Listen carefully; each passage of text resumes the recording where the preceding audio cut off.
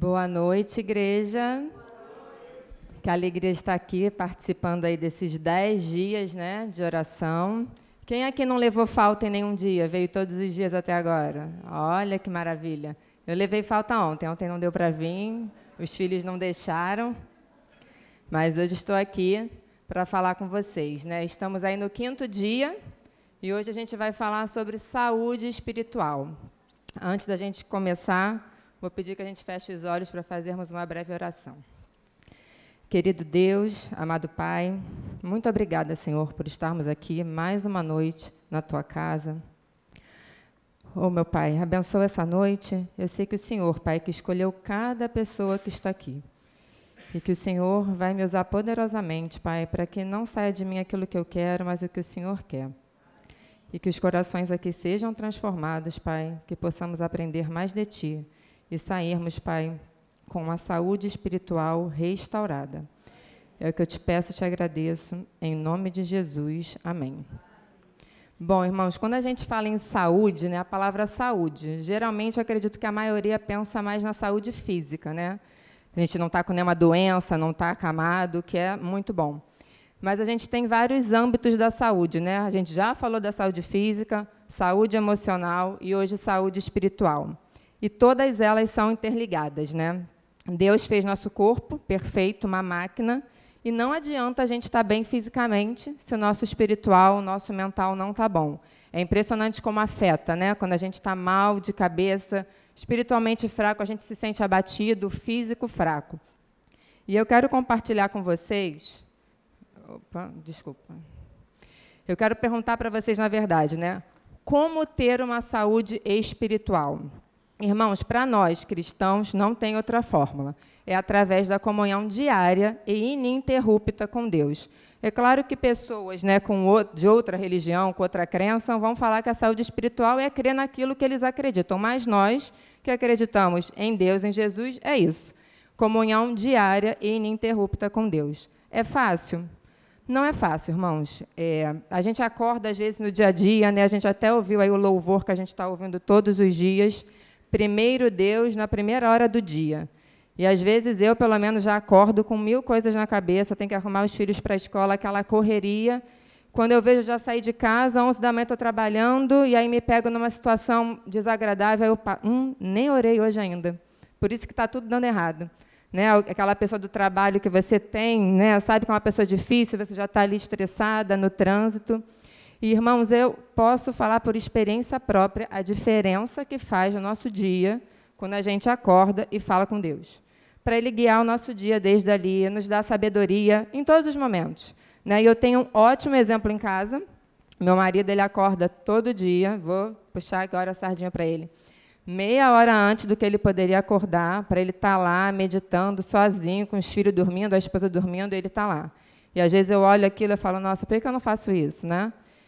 Mas, às vezes, sempre tem um filho agarrado comigo, né? Na madrugada vem um, vem outro, então a gente acaba acordando no mesmo horário, mas agora que eles voltaram às aulas, eu estou conseguindo, quando eles saem para a escola, é o meu momento de orar e falar com Deus. E eu quero dividir com vocês um personagem da Bíblia que tinha uma comunhão diária e ininterrupta com Deus. Daniel. Daniel 6:7 diz o seguinte: todos os supervisores reais, os prefeitos, os sátrapos, os conselheiros e os governadores concordaram em que o rei deve emitir um decreto ordenando que todo aquele que orar a qualquer deus ou a qualquer homem nos próximos 30 dias, exceto a ti, ó rei, seja atirado na cova dos leões. Ou seja, um decreto de que as pessoas só podiam adorar ao rei por 30 dias. Né? E aí vamos ver o que Daniel resolveu fazer diante desse decreto.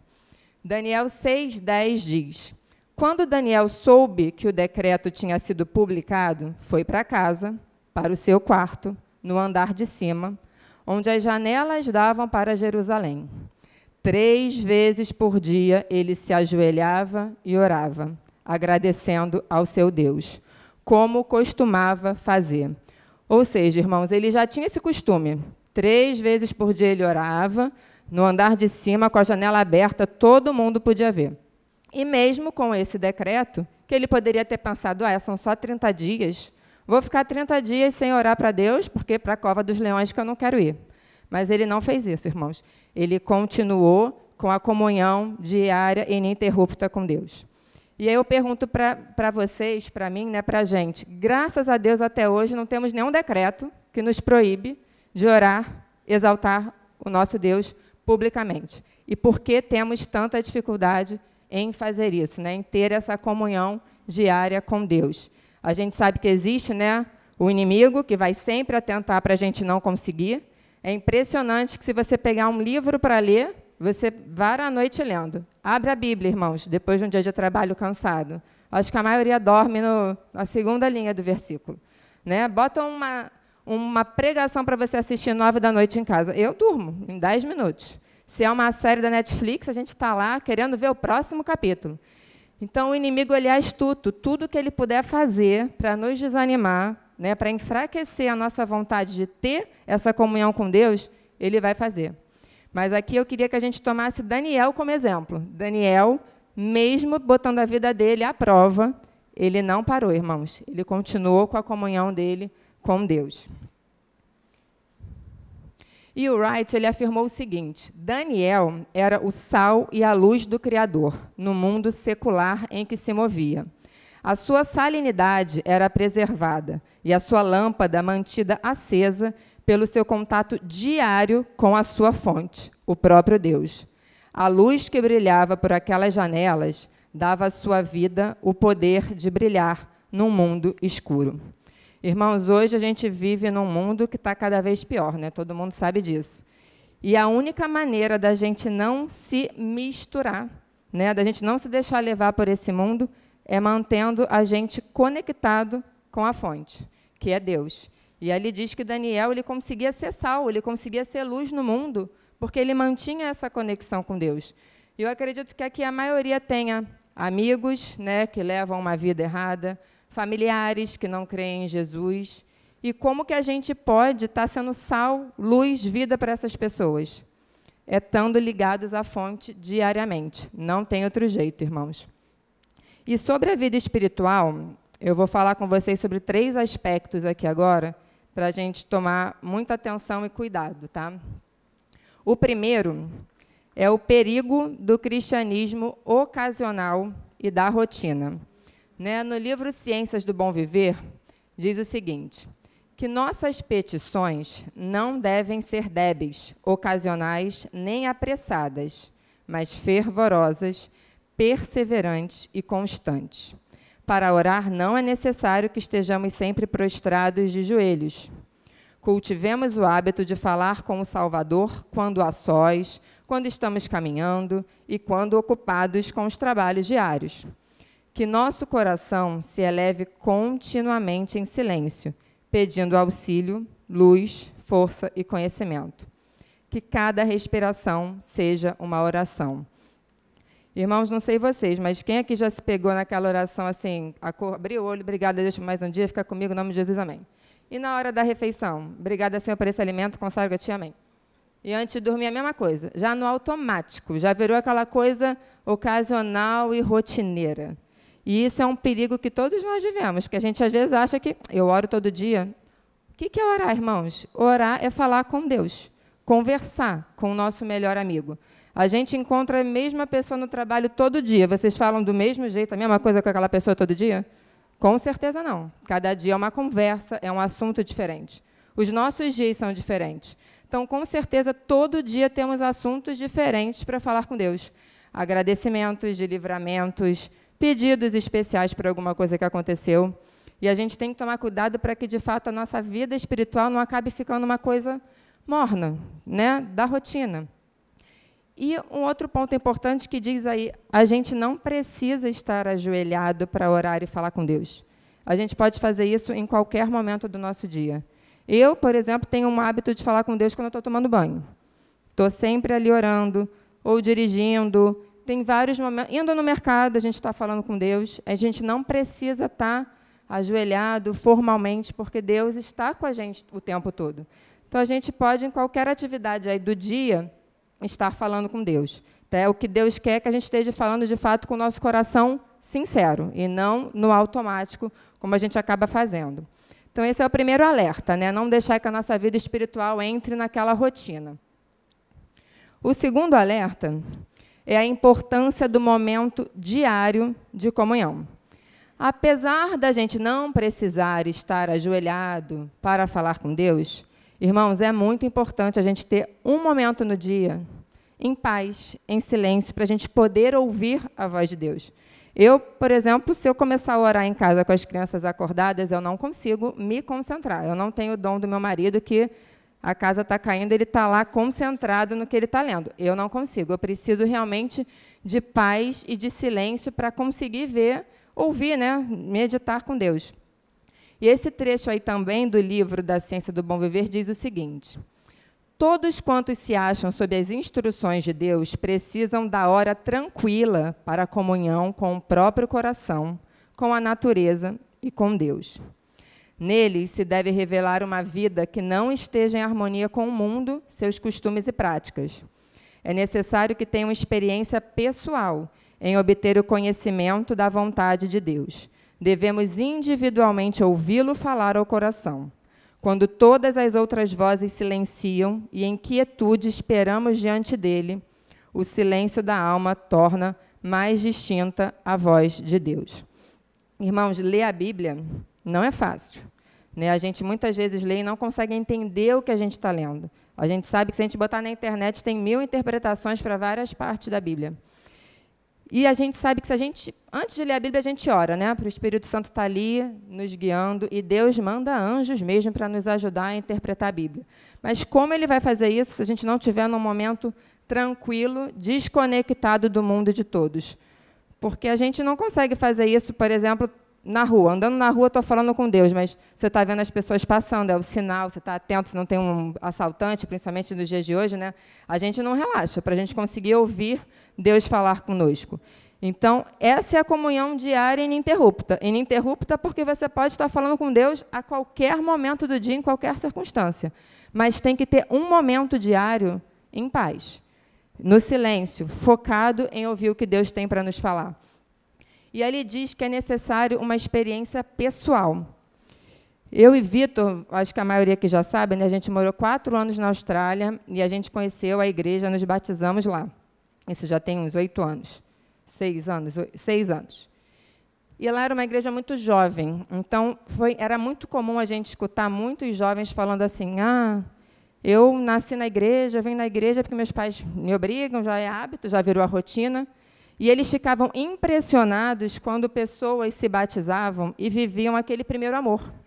E eu cansei de ouvir pessoas falarem assim: eu nunca vivi esse primeiro amor com Jesus, porque não tiveram uma experiência pessoal.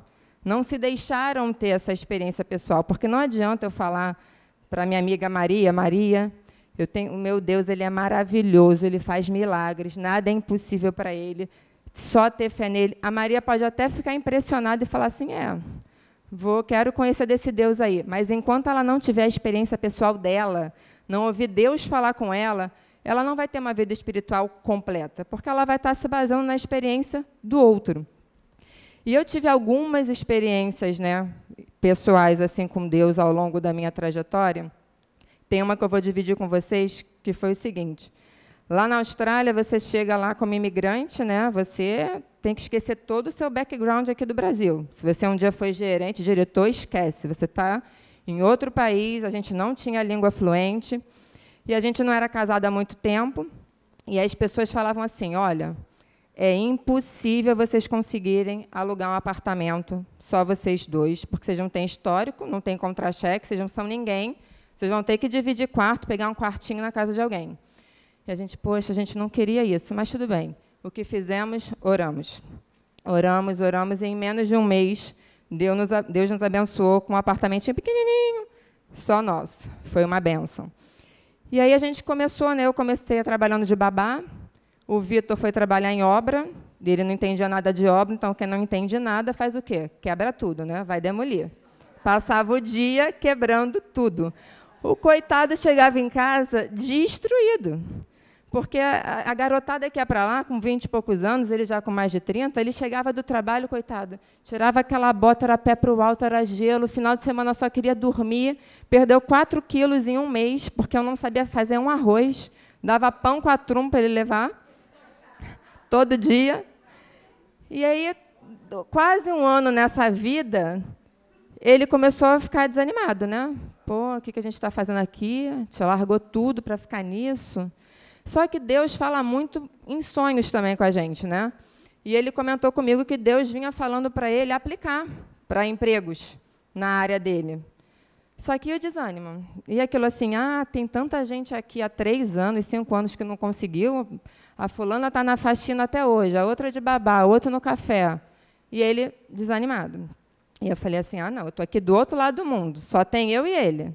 Se ele ficar desanimado, o que será de mim, né?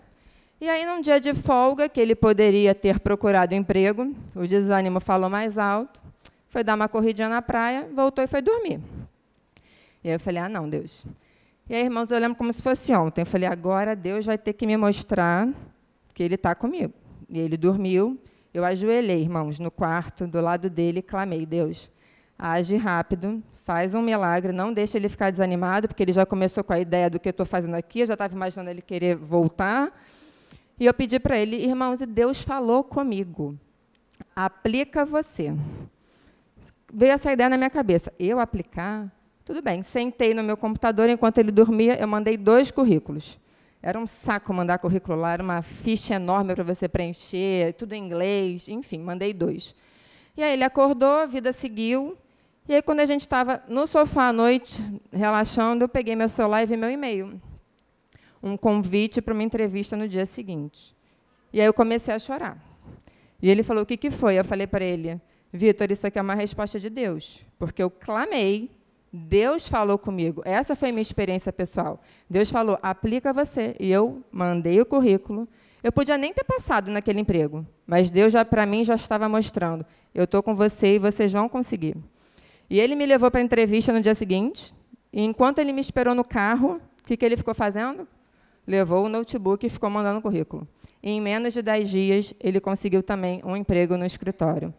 Então, irmãos, Deus, Ele ouve as nossas orações. Só que a gente precisa fazer a nossa parte. Deus vinha falando com ele, sai dessa obra. Mas e o pontapé inicial tem que ser nosso. Se a gente não fizer por onde a nossa parte, Deus não vai agir sozinho. E aí entra o fator fé. E aqui, irmãos, eu tenho certeza que todo mundo aqui já deve ter tido uma experiência pessoal com Deus. Por mais que não lembre agora, já teve, e pode, na época que aconteceu, não deu os créditos para Deus. Mas foi Deus te dando um livramento, te dando uma bênção. Então, o segundo ponto aí dessa noite, irmãos, precisamos buscar a nossa experiência pessoal com Deus. E, para isso, a gente tem que, sim, ter um momento do dia. Não vai ser todos os dias que a gente vai ter uma experiência pessoal com Deus. Seria maravilhoso. É no tempo certo, na hora certa. Mas eu tenho certeza que, quando a gente se prostra, quando Deus vê que a gente está com aquela fé ficando fraca, inabalável, Ele corre e Ele age rápido para restaurar a nossa saúde espiritual, porque é isso que Ele quer. O terceiro ponto, irmãos, que a gente tem que aí dar atenção é a importância da adoração pública. Hebreus 10, 25 diz, não deixemos de reunirmos como igreja, segundo o costume de alguns, mas procuremos encorajar-nos uns aos outros, ainda mais quando vocês veem que se aproxima o dia. Salmos 84, 4. Como são felizes os que habitam em sua casa, louvam-te sem cessar. Irmão, já ouvi muitas pessoas falando assim, eu leio a Bíblia todo dia eu oro, vejo pregação em casa, está tudo certo. Irmãos, não está. A Bíblia diz que não está, não sou eu que estou falando. Isso é maravilhoso, mas Deus quer que a gente, sim, priorize um tempo nosso para sair de casa e virmos na casa de Deus. É aqui que a gente está congregando. Não é fácil, somos todos diferentes, né? A gente até brinca que a igreja ela é um hospital, está todo mundo aqui doente, procurando alguma cura, mas vai ter dias que vai chegar um irmão desanimado e Deus vai usar o outro para encorajar ele, para deixar ele bem. É aqui que a gente vem, a gente louva, a gente mostra publicamente, sim, o Deus que a gente acredita, a prioridade que a gente deu naquele momento. A gente, então, que vem aqui sábado de manhã, num sol desse, a gente poderia estar na praia, na piscina, em vários lugares, a gente prioriza estar aqui na casa de Deus. E Salmos diz, como são felizes os que habitam na sua casa. E ninguém aqui sai triste, eu tenho certeza, a gente sai todos felizes. A gente pode até vir desanimado. Eu confesso que às vezes eu falo, as crianças vão ficar tocando terror, as irmãs me olham de cara feia, assim, meus filhos Meu Deus, o que eu vou fazer lá? Mas eu venho, nunca me arrependo. É sempre uma bênção. E Deus quer que a gente faça isso, irmãos. Então, só para a gente recapitular os 3 pontos, irmãos. Cuidado com a vida rotineira e ocasional. Um tempinho no dia, quietinho com Deus. E sim, venha à casa de Deus. Priorize esse momento de oração pública. E agora, irmãos, eu vou falar brevemente de uma história que ela mostra como Deus se preocupa com a nossa saúde por completo, né? Que é do paralítico de Cafarnaum, que até coincidentemente foi o primeiro tema que eu preguei aqui na igreja, foi sobre o paralítico de Cafarnaum. Vocês conhecem a história, né? Era um paralítico e ele queria muito chegar até Jesus, aí 4 amigos ajudam a descê-lo numa maca, porque estava muito cheio e não tinha como passar. E aí eu fico imaginando, se você tivesse o poder que Jesus tem de fazer milagres, ao olhar um paralítico, qual seria a primeira coisa que você faria? Levanta e anda. O cego enxerga, o mudo fala.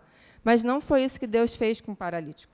Ele não curou o paralítico fisicamente no início. Mateus 9:2 diz: alguns homens trouxeram-lhe um paralítico deitado em sua maca. Vendo a fé que eles tinham, Jesus disse ao paralítico: tenha bom ânimo, filho, os seus pecados estão perdoados.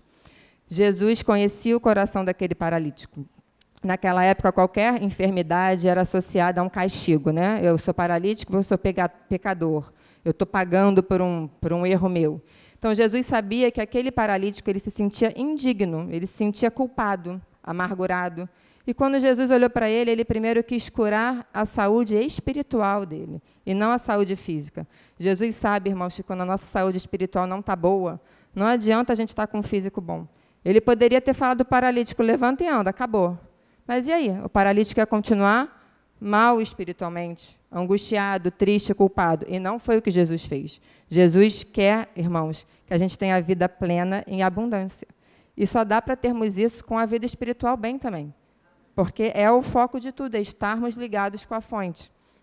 E essa história, ela mostra isso. Ó. No milagre do paralítico de Cafarnaum, Jesus nos ensina que sua cura contempla todos os aspectos da existência humana, para que a humanidade seja reestabelecida à imagem e semelhança de seu Criador. E foi isso que Jesus fez com o paralítico, e é isso que Jesus pode fazer com qualquer um de nós. Se a gente se sente indigno, pecador, estou errado, não sou digno de ir lá, minha vida está toda errada, irmãos, suplica que Deus quer perdoar, quer dar a cura para ontem, é o que Ele mais quer. É que a gente peça isso para Ele, que Ele vai fazer isso por nós. E aí, para a gente fechar, eu vou dividir aí com vocês no que a vida espiritual afeta, né, impacta em outros aspectos da nossa vida.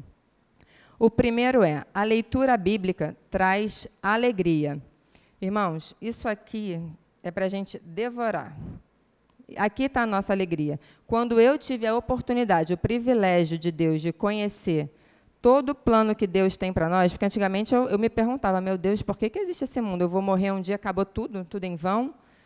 E quando a gente entende que não, Deus mandou seu Filho para nos salvar, para que a gente tenha uma vida eterna, por mais que a gente fique triste, e a gente vai ficar, somos humanos, todos os dias, em vários momentos do dia, mas se a gente se lembrar dessa alegria, que é esse plano de Deus para nós, irmãos, não tem como a gente não ter uma vida alegre.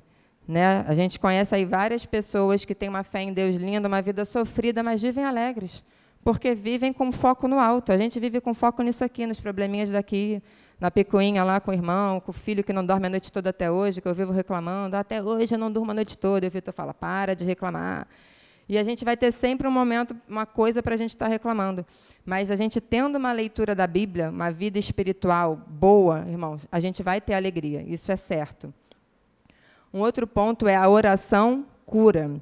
Tiago 5, 15 a 16 diz, estou testando minha visão, hein? Ó. A oração feita com fé curará o doente, o Senhor o levantará. E, se houver cometido pecados, ele será perdoado. Portanto, confessem os seus pecados uns aos outros e orem uns pelos outros, para serem curados. A oração de um justo é poderosa e eficaz. Irmãos, que poder tem a oração intercessora, né? A gente aqui tem a experiência no culto de quarta, a oportunidade de a gente abrir o coração, fazer pedidos, e como é bom saber que tem irmãos orando por nós. A gente também tem a experiência lá em casa, né, do PG, que é uma bênção. A gente faz ali quantas bênçãos já foram alcançadas, de pedidos que foram feitos, e a gente sabe que os irmãos estão ali orando todo dia, e a gente já fez uma lista. Final do ano foi até uma retrospectiva de tanta bênção que foi alcançada. Isso é muito importante, irmãos. A gente tem isso na nossa mão. Só basta ter fé e fazer. Orar um pelos outros, para termos cura. Fortalecimento da fé. Tenham fé no Senhor, o seu Deus, e vocês serão sustentados. Tenham fé nos profetas do Senhor e terão a vitória. Irmãos, quando a gente está no fundo do poço, a gente pode ter a ajuda da mãe, da amiga, do irmão, mas quem vai pegar a gente no colo, nos sustentar, é Deus. E para isso a gente tem que ter a fé nele. Ele que vai nos sustentar nas horas mais difíceis da nossa vida.